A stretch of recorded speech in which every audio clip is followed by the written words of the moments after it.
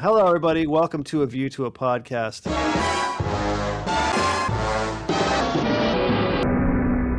So tonight we are going to be going over From Russia with Love.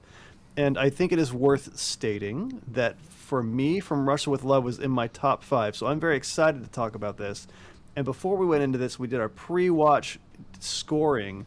Kat did not like From Russia with Love. And so we've got a fresh watch, and we'll see how much it has changed the world's opinion. Yes. Our pre-watch takes were that this was the one I had seen the most and remembered the least. And shall I do a little spoiler? After Taylor and I watched it, I did say, oh, so I just don't like this. Isn't that amazing? Like, I don't even know what to do with that. We're going to have some discussions about it, but before we do, would you like to know the team behind this incredible movie? Please. And that incredible is in all the scare quotes for me. Like, my fingers are going off on quotations with incredible movie.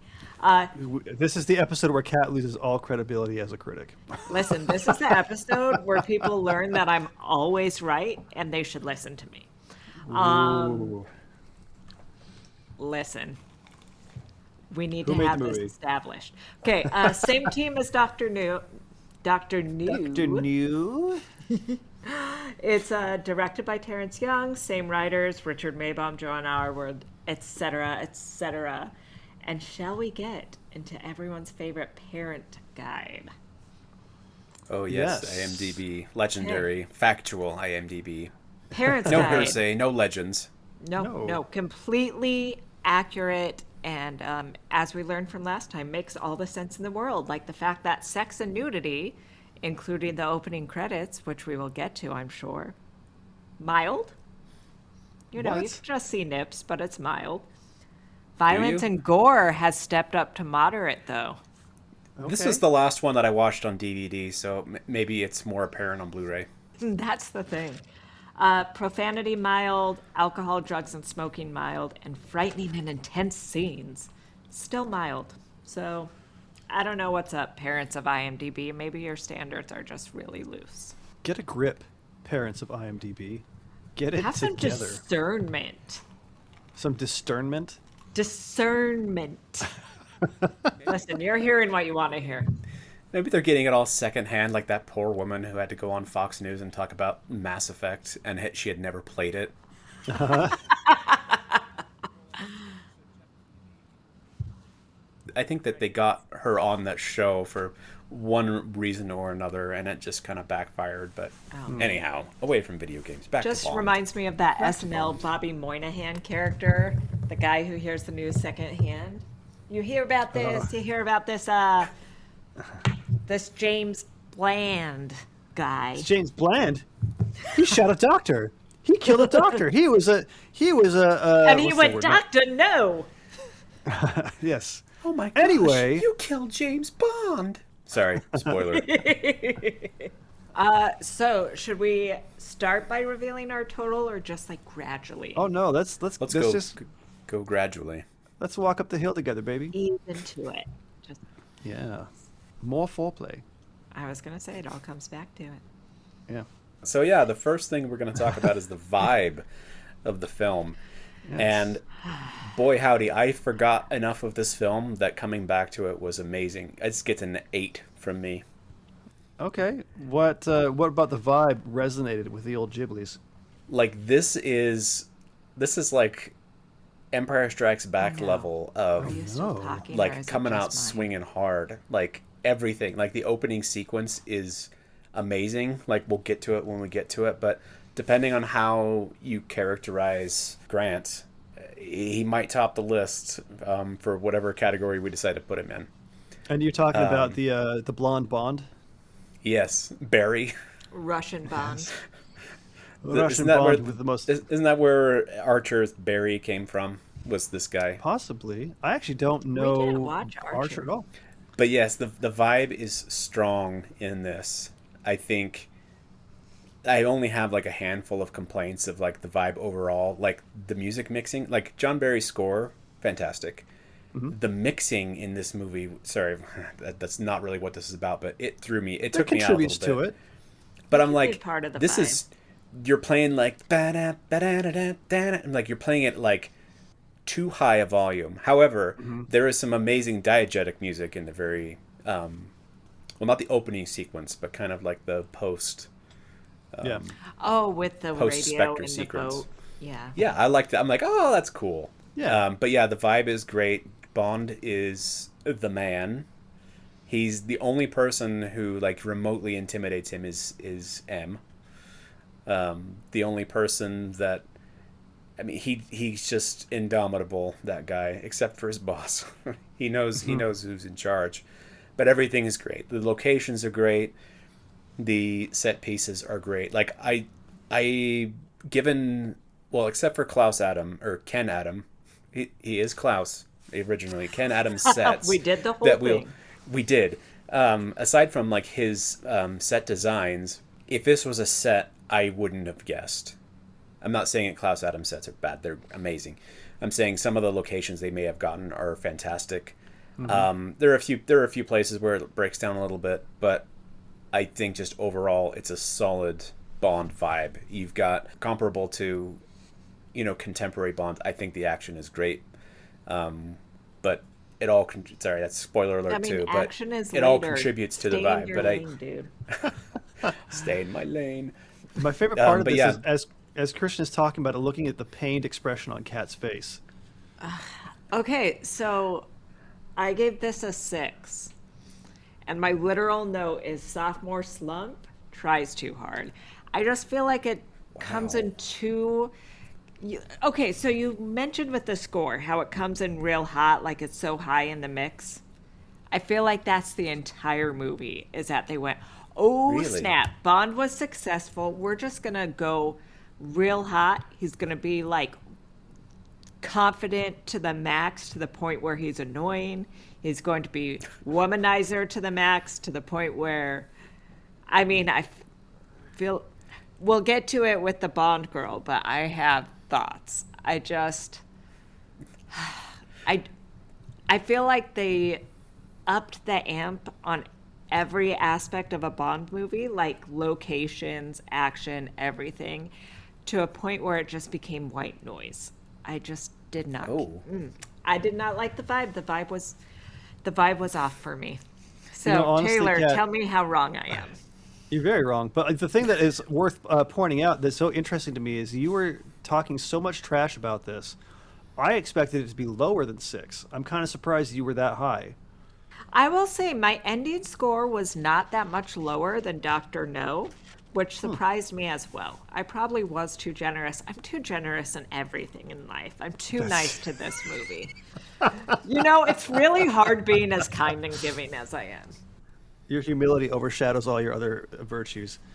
I gave this movie a solid 9 for the vibe, and I'll tell you why. Because look at that pained expression on Kat's face. It's so great. So good. The action was better. It was more thought out. It was more intense. The choreography on it was more interesting. Bond had an actual opponent that was really terrifying. The way it moved from set piece to set piece, the action was just, it was the way it needed. It was like so slow. What are you talking about? Slow. Yeah, I'm sorry. We had entire sections that just didn't need to be there. It's called From Russia with Love. Why are we in Turkey for 1,000,000 years? Well, that's something we'll get into with the Bond girl, but it's the most Italian Bond girl or Russian Bond girl there ever was. Yes. No, but look, the idea that it's slow when you have a train fight to the death, followed by a train jumping off, followed by killing another guy, followed by stealing a boat. Or no, before the boat was the helicopter that he shoots out of the air. Oh, I have thoughts on that scene, but go ahead with your vibes. North by Northwest. Dude, the vibe is so good. Exactly. Kat is so wrong about this. All of this is done so much better in other movies. It's either homages to like North by Northwest, which does the helicopter scene better.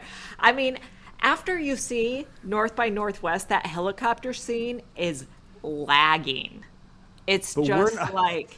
I will say that it does sort of like the ending... But I can't help it. the ending, it kind of Peter Jackson's at points where it's like, okay, here's the end. Oh, okay, no, here's the end. But it never irked me, but it was just like, oh, this movie feels longer than Dr. No. It does. Yeah, it feels a little long. I'll give it that. I think that it could have been a 10 if a few things were different. Suck. You're so wrong about this. It's embarrassing, and you should hang your head in shame. No, I am really realizing. Yeah. Why this had no lasting memory to me, because I guess every time I've watched this, I've just been bored out of my mind. Wow. I gave it a 9. What more can we say? Let's get to the action. Kat, yeah, let's talk about action.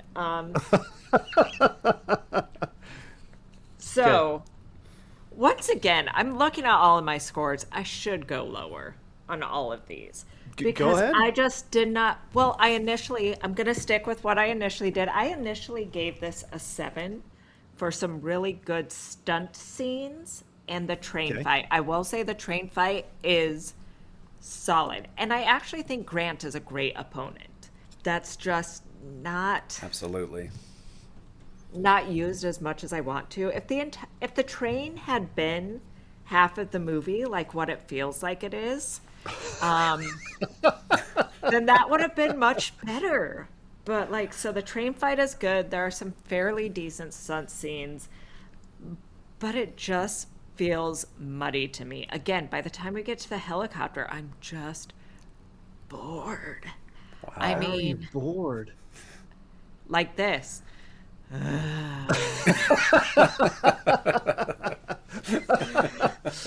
Christian, I don't want to listen to Taylor right now. Will you tell me your thoughts on the action? Yikes. He's going to be on my side. I mean, that's fine. I just don't want to listen to you. I want to listen to Christian. You don't want to listen to your husband gloat. So action also gets a solid 8 for me. And again, I'm kind of using my wishy-washy, contextual, contemporaneous filming style. And I'm not well-versed in cinema, but given that this is the mid-60s... Says the most well-versed in cinema among us. Very specific cinema. Very specific. I'm versed in bad movies. Kat's like, why aren't you versed in this one? That was a terrible impression of Kat. Missed opportunity, Kat. I'm just glad that you're filling in all the truth for me. Thank you. Taking all of the riffing for you. No, this gets a solid 8 for me. This, all of the different set pieces are great. It's an improvement in every way on Dr. No. I liked Dr. No to an extent, but all of the action pieces are great. That opening sequence, because I had forgotten. I had forgotten what that was about. And fake out. It's not Bond that he's garroting. It's, some poor sap that, Spectre had captured and dressed up as James Bond. I also love that trope of the Mission Impossible-esque. It's they pull off the mask and it's looks nothing like them. But I get to give them a break. Prosthetics didn't look that good back then. I will say that was pretty solid. I enjoyed it. So it was a great introduction. I was like, okay, Grant is dangerous, and he's the best person that they can possibly send out against this. The other action set pieces are great. The ones that really stand out, not just the main action pieces, the shootout at the Romani camp. Yeah, at the camp where they get ambushed, but I even think that there's some intensity in the non-action scenes.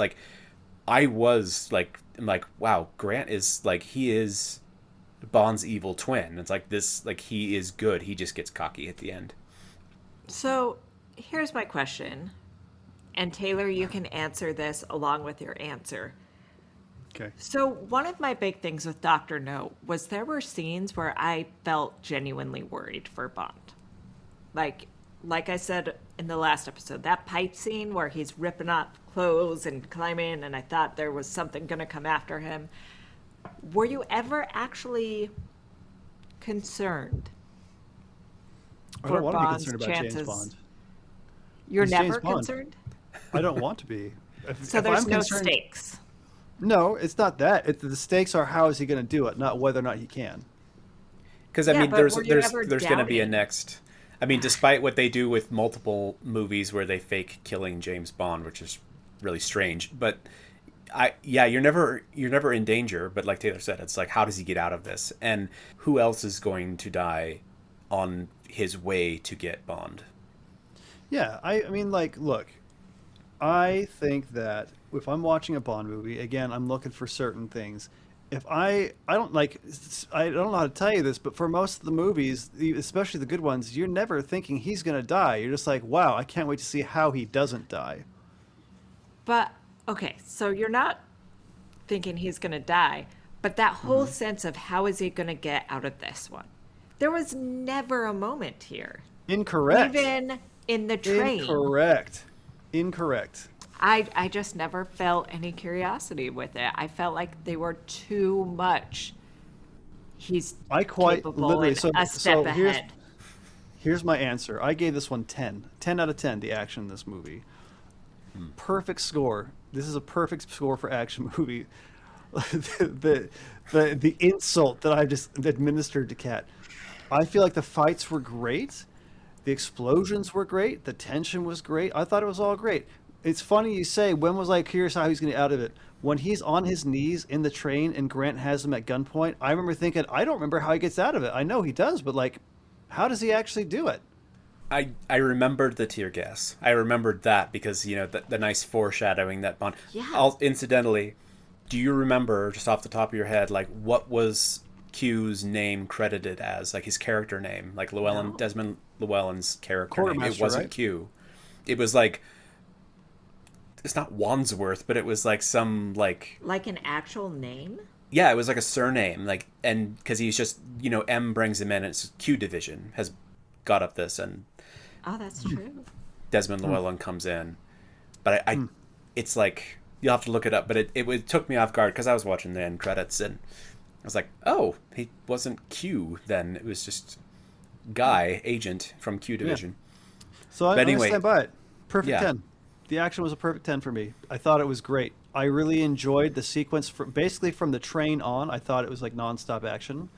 I feel like the thing with the helicopter, there were several Cat, your calm expression. yourself, Cat. My goodness. No, this is fine. There- Continue.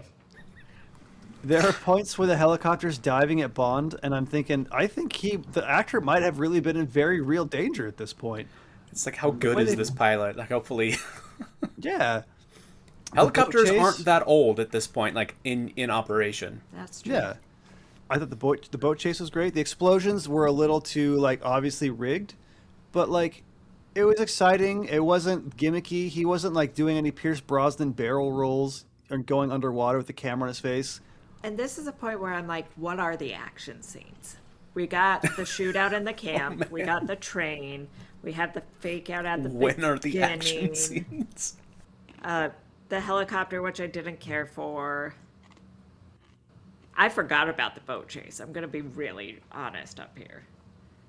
I forgot And about then I the boat guess chase. the shoe, does that count as an action scene? At the end, when she's trying to kick him, that's amazing. Catches him off guard. The only reason he makes it out is because the Bond girl saves him, who's by betraying her boss, Colonel Chleb. It's great. That's I gotta right. say, Cleb. that drives me nuts that he Cleb. would even leave Cleb. the Lecter in a different room. I'm like, you just went through so much to do it. You're just going to casually leave it. Whatever, it's fine. It's fine. We're gonna get to this in the Bond performance, but you have a very good point. There are several points this where I'm like, this is not James Bond being James Bond. This is No. Sean Connery being Sean Connery as James Bond. That's to come later. You asked for my score. It was a 10. Booyah. Okay, Next what's that? category. Next category is the one-liners, and I kind of a big fat nothing burger for me again. They were better than Doctor No. I gave it a 6.5, but I don't remember any of them, so I'm actually going to downgrade it to like a 5. I know only they were remember better. one. Yeah, I don't remember them being particularly impressive. And I now said that they now were that you're saying that, definitely my better. brain is completely empty, and I Yeah. can't remember what the one-liner was. It was, she got her kicks after Gosh.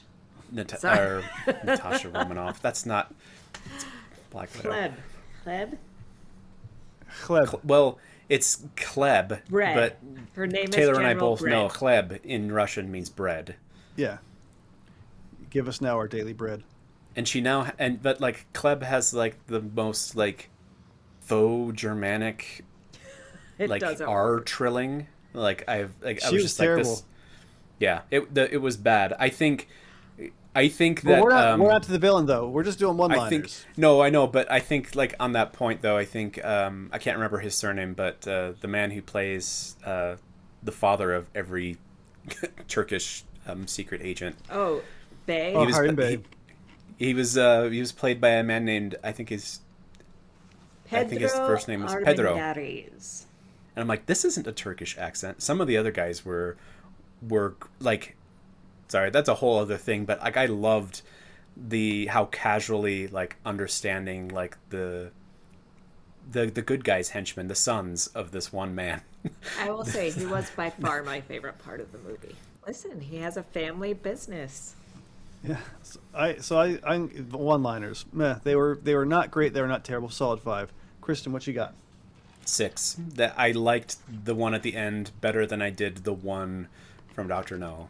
Like, I mean, samesies almost, but I gave this one a little bit more because Bond was like, he managed to squeeze out a one-liner after being completely like knackered.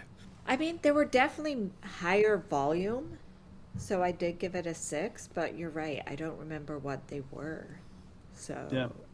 Now to the villain. I'm very curious what your thoughts are on the villain. So this will all play out depending on how we classify, because I feel Grant was the villain. Like, even though he's technically a henchman, I feel that like he was the henchman, or he was the villain.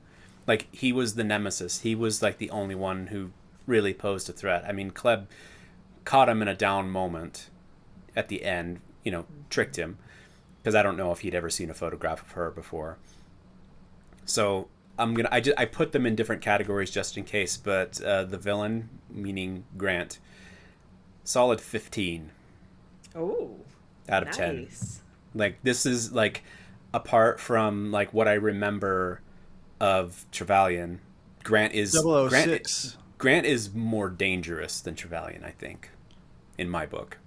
That's Sean Bean, but right? But I'll have to that's just however many years it's been since I've seen GoldenEye. But sure, as far as like on par, like with that, he only failed because he got greedy and he got, he just got high on his own ego towards the end. But I mean, if he had been just a machine, like unfeeling, I think that he would have easily killed Bond.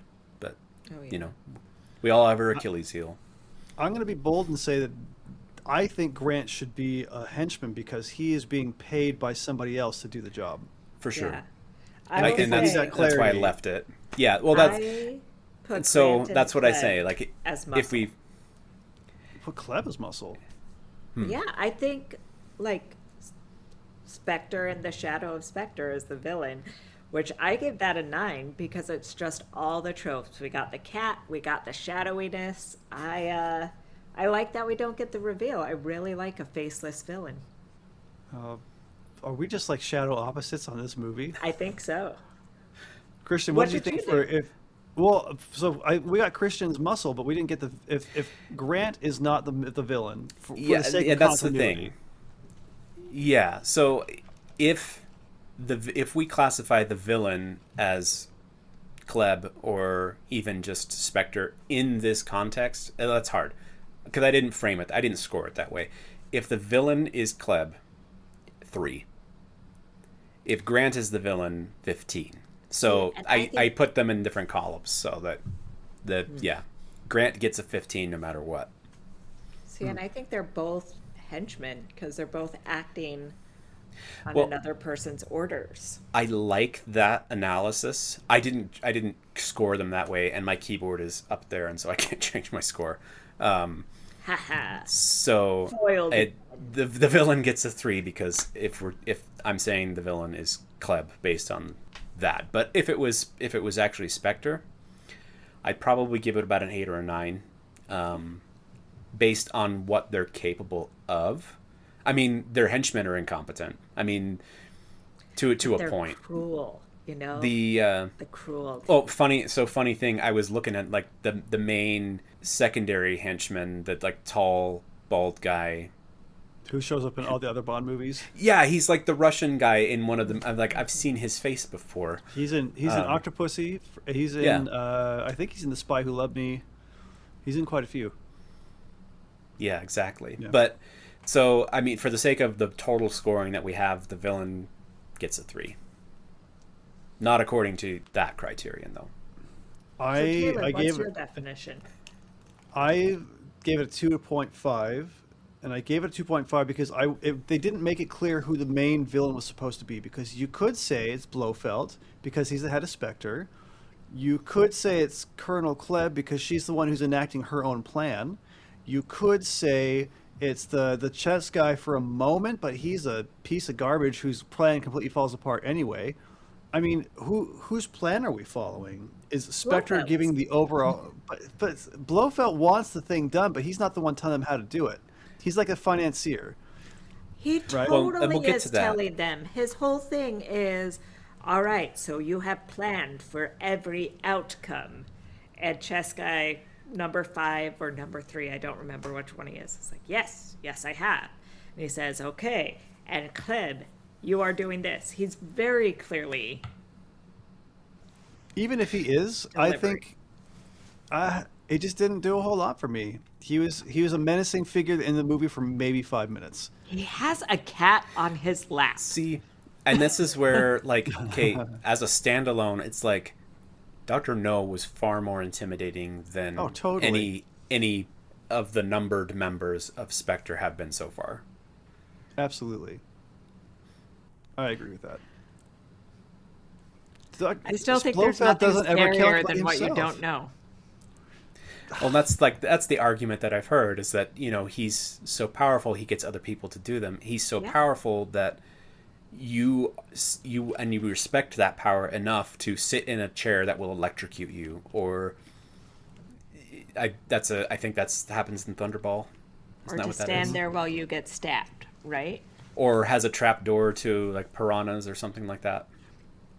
I think that part of what makes it less good is that in the context of the franchise up to this point, this is the introduction of Blofeld. And Blofeld shows up as, you don't know what the cat is. There's no like, oh my goodness, it's the cat. It's just, who's this guy with the cat? He's kind of, he kills somebody, he plays mind games, but like... I mean, he has enough control to like, people will do his bidding. There's that. Sure. Exactly.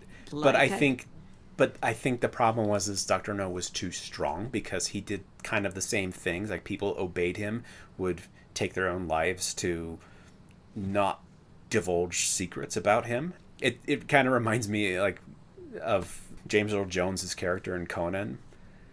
He's like that. This is true power, like that kind of a thing. Yeah. That was a slightly different, like, you know, magical. Look, y'all asked. I gave it a 2.5, and I'm unashamed in it. I will say, however, however, that I really appreciate the way they sprinkled in the queer fear with Colonel Klebb. The way that she was like, okay, that was the lightest queer fear ever. I was expecting way more. For 1963? Yeah, for 1963. Listen. No, continue. Fine. In the context of where it came from, that was like, she might as well have pulled out her... Listen, all I'm saying as the only queer person here, it's like, that's it? That's what's representing it? What? In the 60s! It was the 60s! She didn't even caress her face. But she was still very uncomfortable. She knew the implication. And she couldn't say no because of the implication, Kat. They weren't on a boat. What are you talking about? Are you guys making It's Always Sunny in Philadelphia references? Yes. I don't Absolutely. get. I will say, though, the part of the fear of Cliff, though, is like, she goes, what happens if I say no? And she goes, well, then I'll kill you. That's solid menace. So she couldn't say no, not on a boat, but there was definitely, she's not going to say no. I felt like she was slut-shaming more than queer leering. Okay. It's like, You've had lovers before. This should be easy for you, whore. Like, Okay. Actually, now that you mention that, I'm like, okay, yeah, that makes sense. That does make way more sense, actually. I guess Also, we just see what we wait want a to see. second. Wait a second. Was I right? Like I am about everything? You're wrong Thank about you. most of this. Thank Take you. your grain of Thank you. salt, and we'll move on. Hold on. Take your win. So we did fill-ins, but we kind of have been smushing those with muscle. So you think Kleb Yes. sucks, Taylor. And Christian, I you do. are also not on the Kleb fan.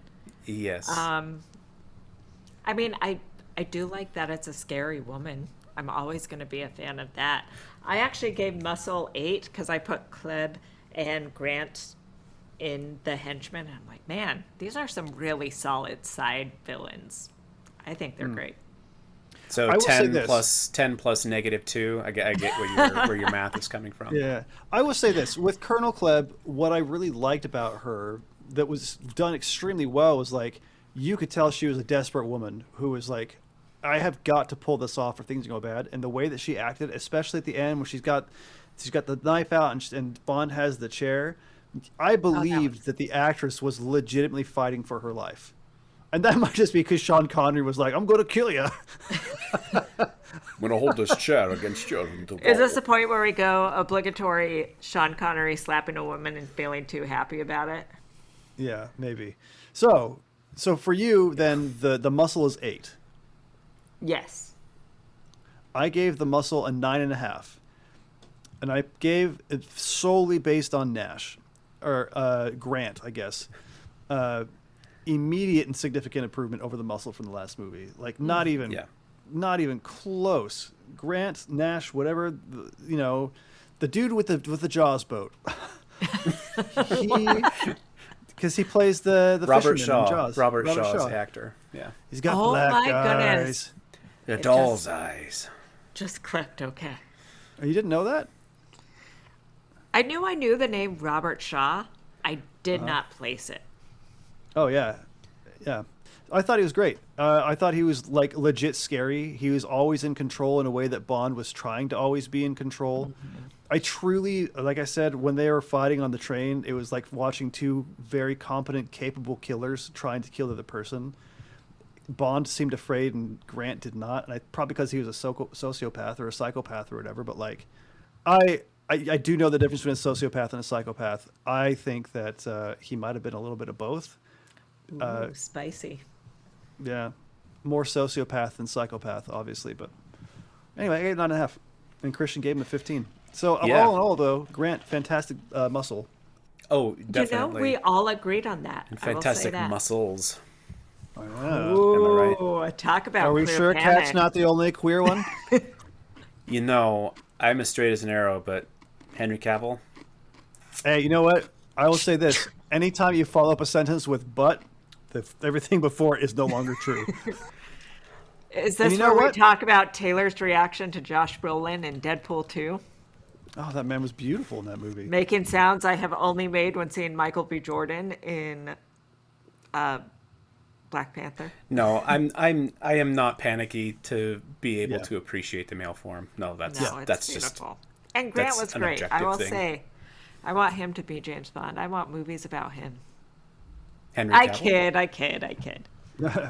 So coming up next, we've got the theme song. And so the theme song specifically is the song not to be confused with the opening credits. I gave it a 7.5, and I said it was a good step in a good direction. I even said great step in a great direction. But it was still mostly the Bond theme instead of From Russia with Love. I think part of why I have to own my nostalgia on this. I have known the From Russia with Love theme song from the first time I heard it. It's been I can from memory pull it into my head, and that to me is the mark of a good From Russia with Love. Yeah, it's totally stuck in my head. So because it has such good staying power for me and has over the last several decades, that bumped its score up for me quite a bit. In the moment when it was introduced, it was mostly a Bond song. Throughout the movie, it's used very well. I think it's an effective, above-average Bond song, theme song. I gave it a 7. I like the crooning. I think compared to the Mango Tree, it's fantastic. I don't think I rated the mango tree low enough. I don't know if anybody has. That song was garbage. So, Christian, what do you give From Russia? Okay, because I totally forgot that it wasn't like the musical staying like the instrumental. It was the song, and I forgot that it comes at the end of this movie. So I had to change my score real quick. It's at the very beginning. Yeah. Oh, okay. Good, nice callback. It rhymes. Yeah, I gave it it's a solid. Poetry. That's more poetry. It rhymes. Yeah, I gave it a 7. You're too good at that. Okay. I'm not the best, but there are some other people out there who could probably do it better than I could. But do we have a special guest on the podcast? Thanks, George. Very well done, Mr. Lucas. Let Jedi just cut them down like they're butter. They're pretty much useless. For the opening song, I gave it a 6. 7. I'm looking at the wrong column. But for the reasons that you've already said, it's a good step in the right direction. It is like the good template, I guess you would say, for a James Bond song. The score, on the other hand, it just comes punching right out of the gate. I love it. I was a bit thrown off because, in my collective memory, Dr. No didn't start like that. And when I watched it, I'm like, what's this weird, Saul Bass wannabe opening credit sequence with no guitar? And I also wanted to, would you say, given the year, would you say that it's an imported Fender, or would you say that Vox was a thing by now? I have no idea. This is a fun tangential thing. I couldn't pick out a Fender or a single coil versus a humbucker until 10 years ago. Now I can hear really clearly, that's a Telecaster. I can't do that, by the way, so... I'm the worst, but it's a fairly recent thing for me, and so I'm not a good tone person. Sean, our friend Sean, is a tone wizard. He could tell. I could not tell. Anyway, what did you give the opening credits, Christian? Not the song, but the actual credits. The actual opening credits, I gave 6.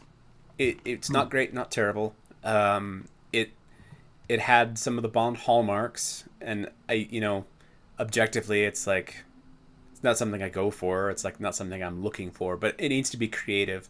It wasn't creative. It wasn't.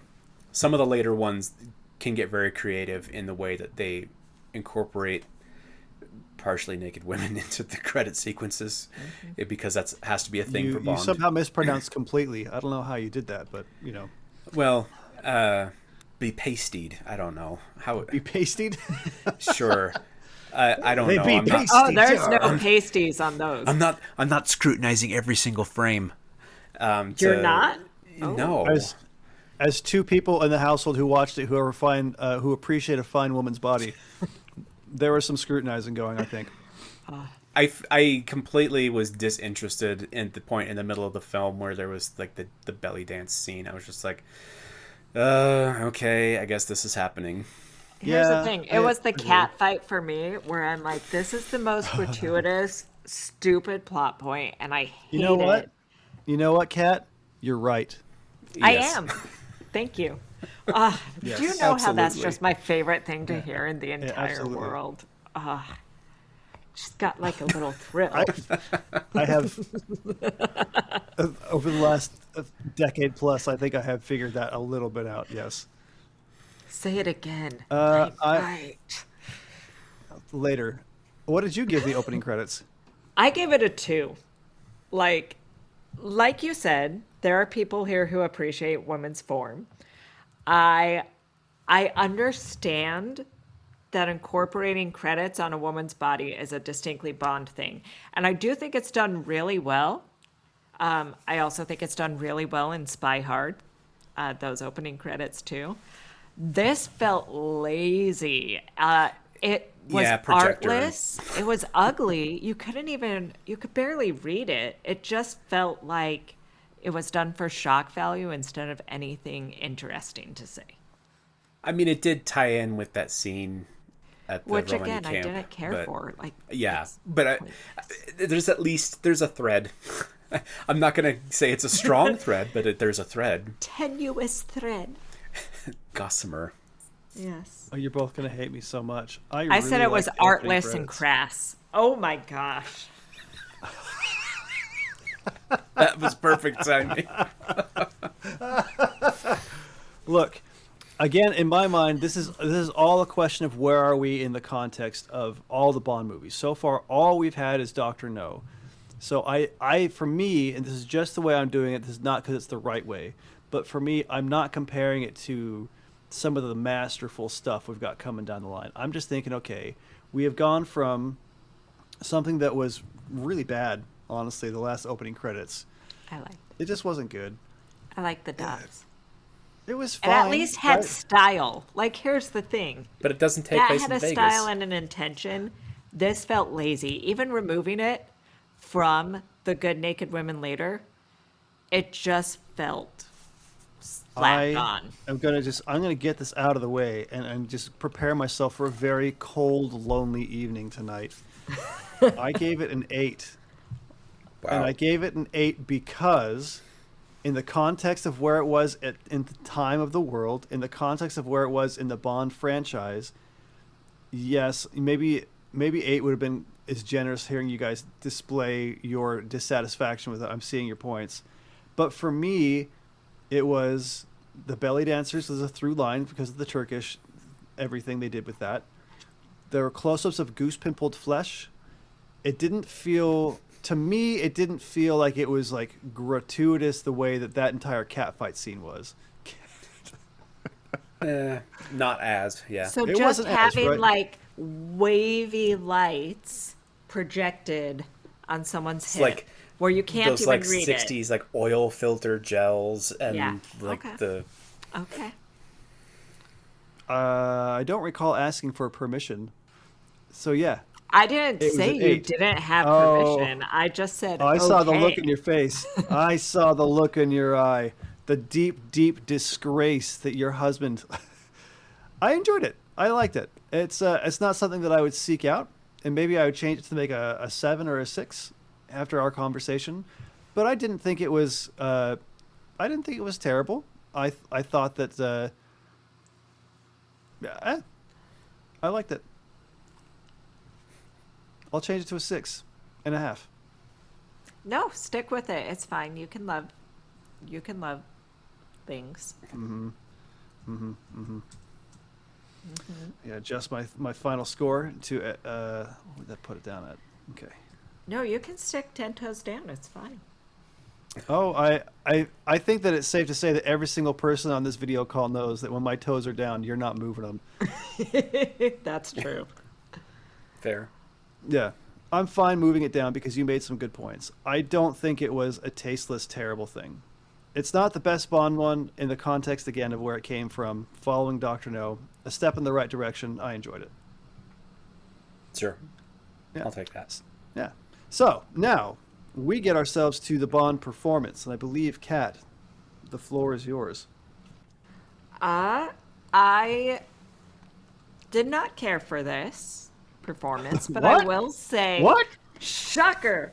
I mean, I did give it a 6, so it's still above average, because Connery is still, he's still Bond. He still is what it is.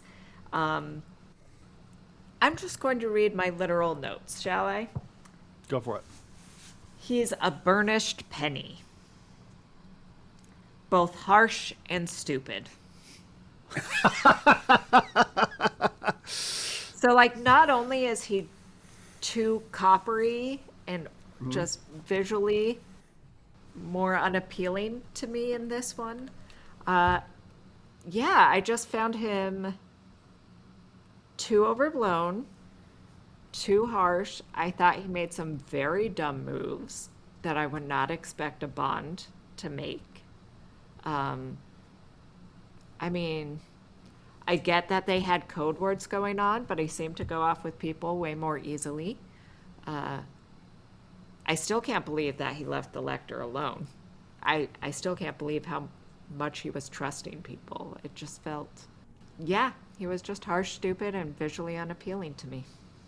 So what was the number you gave him again? A 6. A 6. Okay. Maybe I should do it lower, but again, I'm just too big-hearted. Too charitable. Christian, what you got for us? So I gave this one a solid 9. I think that, I mean, to your point, you mentioned that he was kind of stupid. I'm like, he did shed a bit of the stupid policeman aspect that he had in the first one, which I was like, I wish he did more of those smart things. But I think he was great overall. Like, I think it's just a solid, A- performance from Connery. So I remember... Sorry. Oh, no.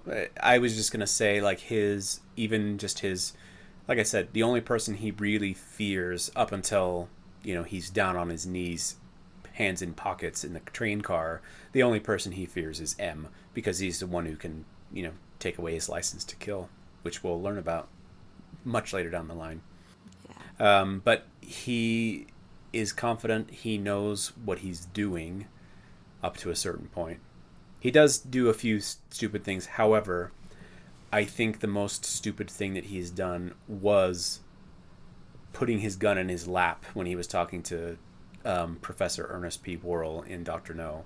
That was more stupid than leaving the Lecter alone. I think that was more like relaxation, let my guard down, rather than just overt stupidity. Like, you would never have done that. He would have had his gun in his hand the entire time, while he was in the chair interrogating the other guy.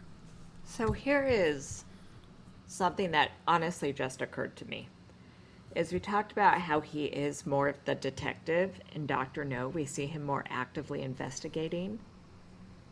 Does he do anything active like that in this? Or is he just like, I'm connecting with Faye, I'm doing what Bae tells me to. He does, but Grant is always one step ahead of him. And that's one of the reasons why I like him. Is like, he's going to the right places, but he's getting beat to the punch. That's true. Thankfully, Grant makes some missteps too, allowing him to, discover I can't remember the specifics that were on it, but that little piece of paper inside of the cameo. When Grant bumps off the Bulgarian agent guy. Mm-hmm. Yeah, I think that I like this one. I gave it an 8. And I gave it an 8 because for the most part he looked perfectly at ease. I do think to answer the question about does he do anything action wise, I think the action is the murder. The action is like, I have to get this Lecter. I've got to get the Lecter back to England.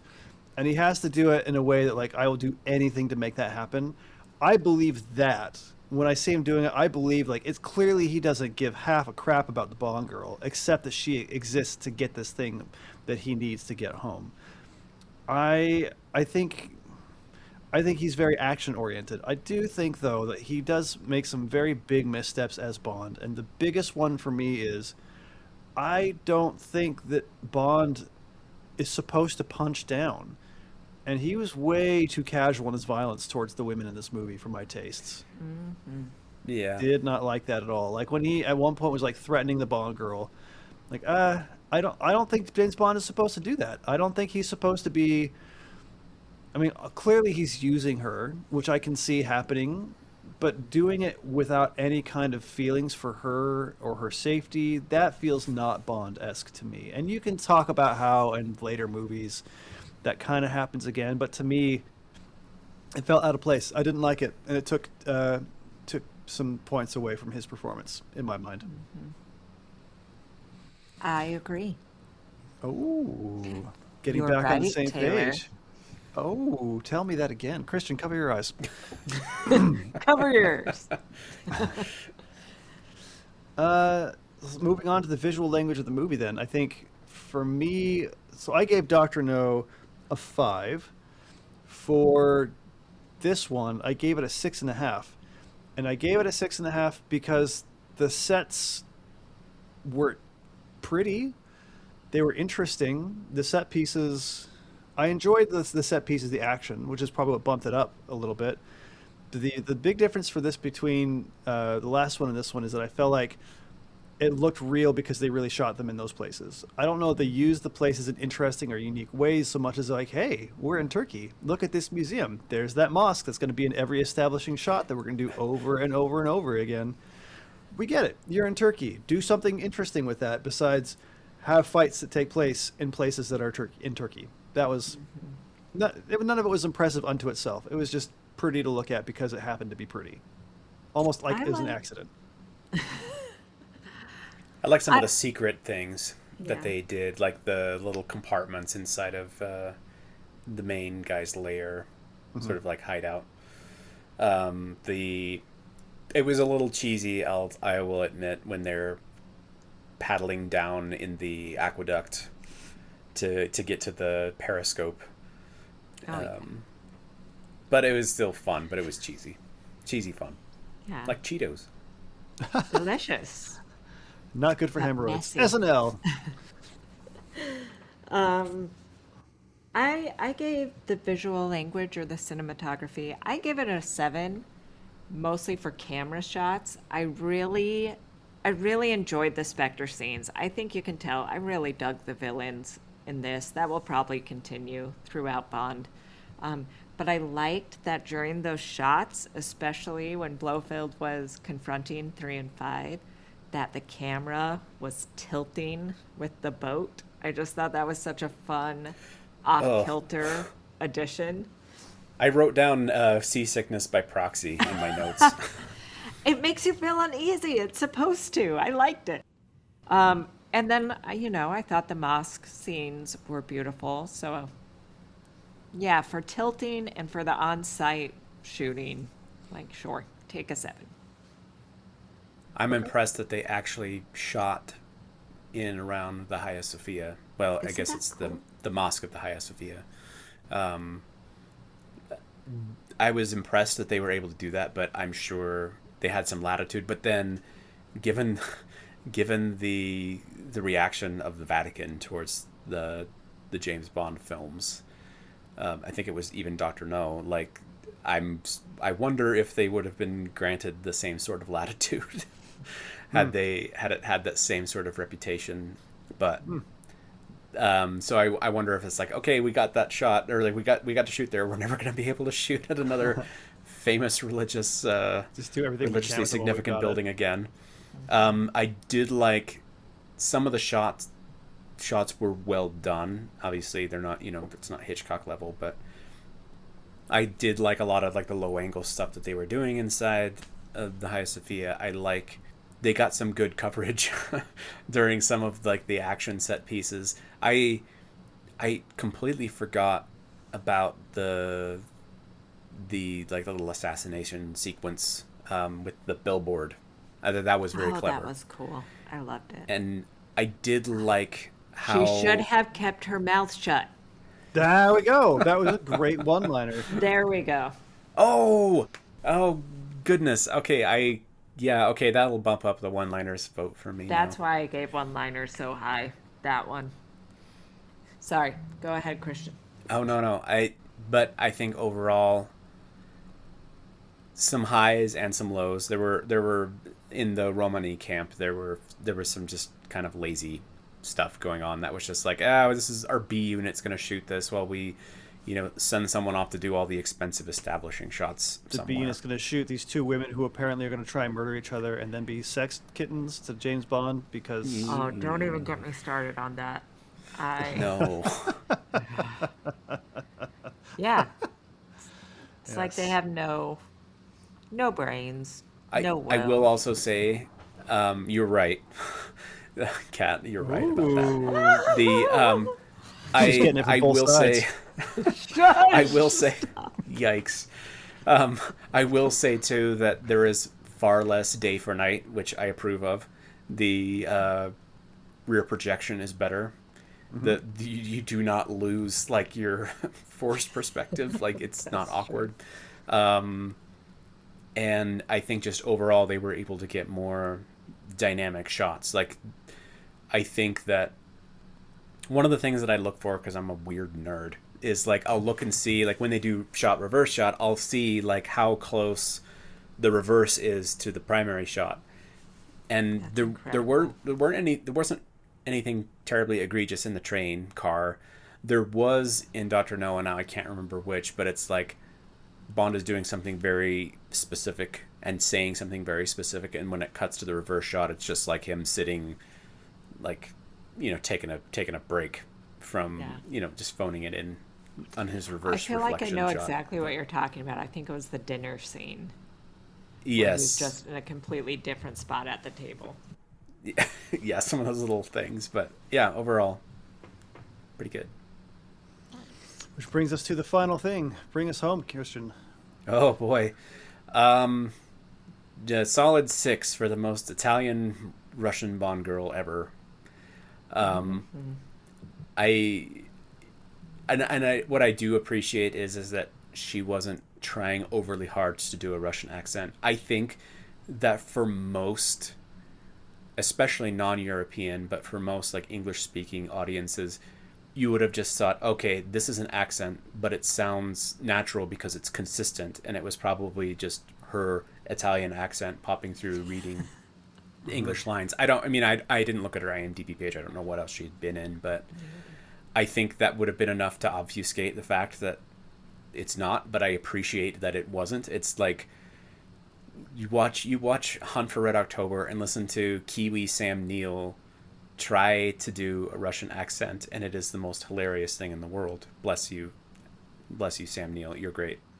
Treasure. What a treasure. I feel like I should say just real quick about that movie, Hunt for October. I love that movie, and missionary, learned Russian, spoke Russian. It was by making fun of that movie that I realized that if you speak Russian, actual Russian with a Sean Connery accent, it's actually easier for Russians to understand you. Really? I don't think I ever heard that one. Yeah, like I remember one time I knocked on a door and I was like so sick of having people not say anything. And so I was like, "Здравствуйте, меня зовут Старейшина Макерий, мы здесь как миссионер." "Здравствуйте, меня зовут Старейшина Макерий." And so I was like, screw it, dude. It's like, "Здравствуйте, меня зовут Старейшина Макерий. Мы здесь как миссионеры." And this lady was like, "Oh, please come in." And I was like, "Oh no." The power of Connery. This is so embarrassing, but this is 100% a true story. So we go in there, and the translation of what I'm about to say is we offer free English classes. This is quite literally what I did. Мы здесь как миссионеры, мы здесь потому что мы хотели... Извините, мы хотели, чтобы... And then I just went straight into my normal voice. I cleared my throat and pretended that I cleared the Connery away. And the lady gave me the funniest look. She's like... And I just went, just please don't say anything about that. And we never saw them again, to the shock of nobody. But yeah, for you, Kat, because Kat's been doing Duolingo with Russian for a while, if you'd like to speak with a full Russian accent, oh my goodness. Как вы поживаете сегодня? It's the laziest. I have like 1,000 consecutive days on Duolingo. Do I really know Russian? Not even a little bit, but I can read it. It's something. Counterpoint to that, Kat. How did I ask you where you wanted to go to dinner tonight? In Russian. That's right. And I only knew chicken because I'm like, okay, Petitza is bird. Sounds like bird. Okay. Kuritsa, yeah. I was like, Kuritsa. Kuritsa. I know that's a bird. And also hamburger is basically like hamburger. Hamburger. Вы хотите hamburger? From Russia with pelmeni. Yes. Pelmeni. There was no pelmeni. Pelmeni would have bumped this movie up like 5. Okay, speaking of actually rating stuff, Bond Girl, I also gave her a 6, mostly because she is gorgeous. Like, what a beautiful woman. And that's about where it ends. I hate her entrance. I hate it. Well, not her entrance, but her and Bond's introduction. Her just being in the bed, lazy. Just, there's no intrigue. There's no spark. She's just like offered on a platter, and that's her the entire movie. Why would she love seems Bond? to be okay with it. Yeah. Well, he didn't ask her to do that. That's the thing. Is like Kleb's like, do whatever this man says. And she's just like, doesn't even like give him the opportunity. She's just like, well, I assume this is what a chauvinistic 1960s male would want. I mean, pun intended. Nailed it. I also gave it a 6. I gave her. It was at 7, but as you two were talking, I realized that I had been too generous. She was fine. The complete lack of chemistry between the two of them fully undercuts her capacity. As a woman, she makes more sense to me in that situation. She is a government agent working for Russia, so the idea of her being in a secret spy scenario, not quite as far-fetched, perhaps, as Honey Rider. But at least Honey Rider had like spark. She was interesting. Yeah, she was just a go-getter. She was aiming to make $500 off of a single conch shell. That's right. With our good friend from Russia with Love, the only reason it wasn't lower is because at the very end she shot her boss in the head to save Bond. Sure. She actually contributed something meaningful that changed the course of the movie. So there you go, a 6. So 666, the mark of the devil. Fashion show, like. Nope. A lingerie fashion show. That was her second biggest thing. First biggest thing, naked in bed. Second biggest thing, lingerie fashion show. Third biggest thing, shooting her boss, I guess. Yeah. So where does this? We've gone through all everything. What do our scores come to? I'm a 64. 64, baby. When I'm 64. Mm-hmm. I got it to a 69.5. I thought it would be higher.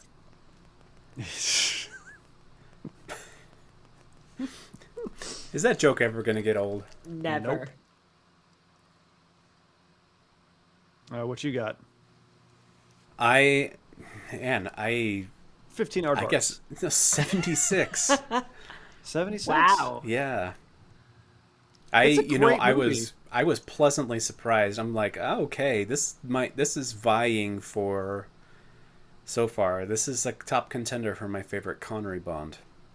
We'll see how Thunderball plays out. But Man with the Golden I guess we've got Gun. That's Roger Moore. That's Roger Moore.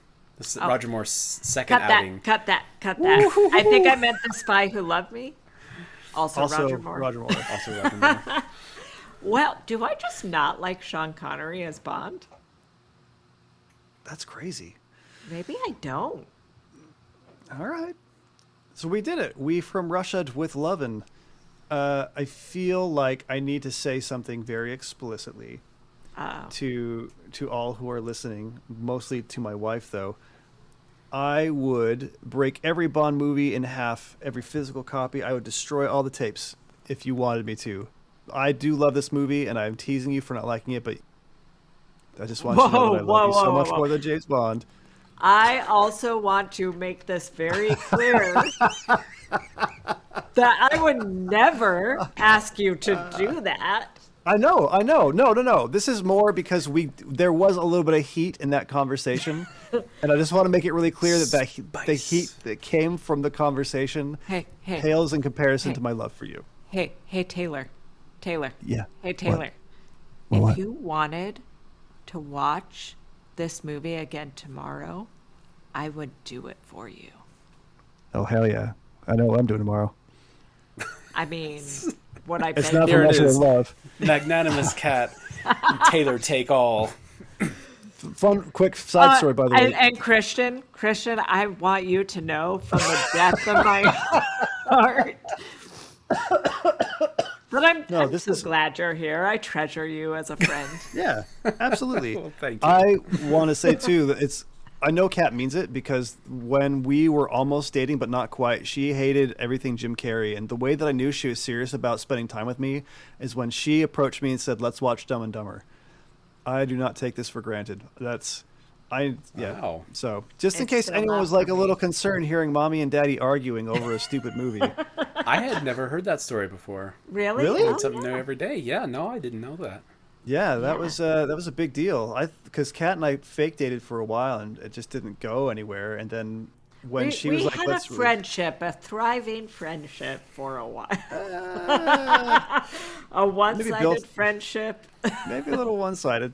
But yeah, when she reached out to me, she's like, "Let's hang out." I was in Boston at the time. She said, "Let's hang out when you get back." I said, "Okay, what do you want to do?" She said, "Let's watch Dumb and Dumber." And that's that. I was like, "Wait, what?" Wait. Okay. And so she came like over an and activate the sleeper agent. It's like code word. It was funny because when I got back, I thought she was lying to me, and so I took her with me to the mall to get some new pants or something before the thing, and I was an absolute dick to her. Yep, super. I just thought that she was lying to me again. But not only did she watch Dumb and Dumber, I think it was the first time we held hands and cuddled, and then we watched Wayne's World immediately afterwards. It's a big deal. Fantastic. Which was a much better movie. Your what? Wayne's World, much better movie. Oh, yes. Yeah. Very much yes. It's okay. You can love Dumb and Dumber, Taylor. It's fine. Oh, I do. I respect it. Unapologetically. In my other podcast, I had a guy on who I quoted Dumb and Dumber and made him laugh. I was like, that's how I know you're a good guy. Anyway, thanks for joining us on this this fantastic journey to the center of the earth. Taylor and I need to do marriage counseling now. It's fine. Yes. Coming up next will be Goldfinger, which I'm excited for. Kat, you like that one, right? I do. In your memory This box? is probably going to be my favorite Connery. It's a pretty Goldfinger! Sorry, that was a terrible Eartha Kitt impression. No one can do a good one. It's fine. Yeah. Well, cool. It's been real, y'all. Yeah, love you guys. See you guys later. I have a healthy respect for you all. Bye. Peace.